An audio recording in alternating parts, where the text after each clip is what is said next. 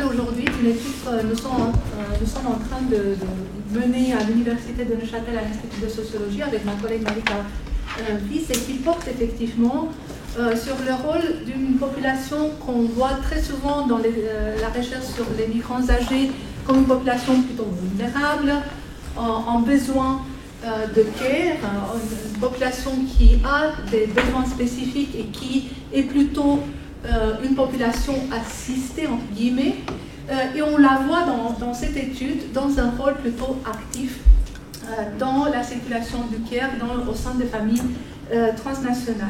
Vous savez en parler de la génération zéro. Donc parlez-nous de ces concepts, de quoi s'agit-il? Effectivement, quand on parle des migrants âgés, on pense souvent aux migrants qui sont arrivés pour le travail et qui vont devenir âgés, vont vieillir dans le pays d'accueil. Mais en même temps, avec le vieillissement de la population, une partie très importante des populations âgées devient elle-même mobile. Et c'est le cas de ces grands-parents qui viennent souvent pour apporter leur aide, garder les petits-enfants et apporter leur aide aux familles migrantes. Alors, pour parler de cette population qui est pratiquement invisible actuellement dans les études migratoires, j'ai proposé cette terminologie et ce terme de génération zéro qui réfère à ces seniors mobiles qui approchent la retraite ou qui sont déjà à la retraite et qui vont s'installer dans une mobilité avec des séjours plus ou moins longs, temporaires ou voire aussi avec des résidences plus durables. Pourquoi génération zéro? On a l'habitude de parler de la première génération des migrants, de la deuxième génération, et on ne s'attend pas tout à fait de voir ces parents des migrants, les voir arriver, s'installer, vivre dans le pays d'accueil. Donc cette génération zéro réfère non seulement aux liens de filiation au sein de la famille migrante, mais aussi dans une approche plutôt générationnelle dans la migration, pointe sur une population plutôt inattendue, inédite dans les études migratoires, la génération zéro étant, si on veut, une sorte de nouvel acteur sur la scène migratoire, très impliqué d'ailleurs dans la circulation du care dans les familles transnationales.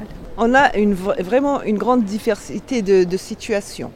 On a des grands-mères, par exemple, qui viennent en Suisse chez leurs filles, qui ont plusieurs enfants, en fait. Et au fil des années, au fur et à mesure que les enfants arrivent, ces mamans s'installent presque à l'année chez leurs filles.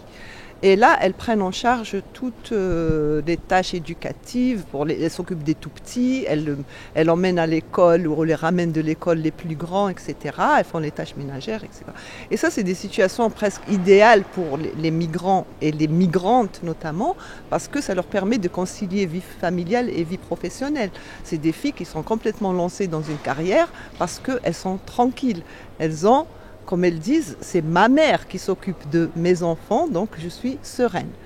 Et avec ça, elles progressent. Après, à l'autre extrémité, vous avez des cas complètement différents. Et là, c'est des situations, c'est surtout, donc cette première situation que je viens de décrire, c'est des ressortissantes roumaines. Donc, qui est Roumanie dans l'Union européenne, donc libre circulation. Ces dames, elles peuvent venir repartir quand elles veulent, sans problème à la frontière. Par contre, à l'autre extrême, on a des situations avec les familles qui sont donc relevantes de ce qu'on appelle les pays tiers, c'est-à-dire soumis à un visa et à une durée restrictive de séjour en Suisse.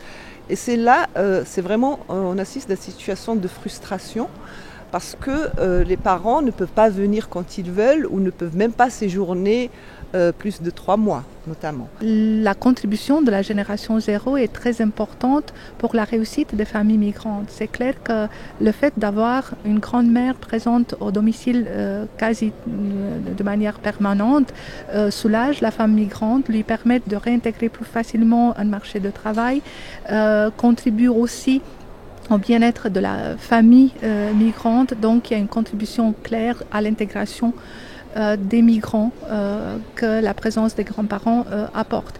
Il y a aussi une contribution très importante sur le plan culturel par rapport à la transmission de la langue d'origine, par exemple, des éléments culturels, de la culture d'origine. Ça enrichit en quelque sorte l'univers cognitif des petits-enfants.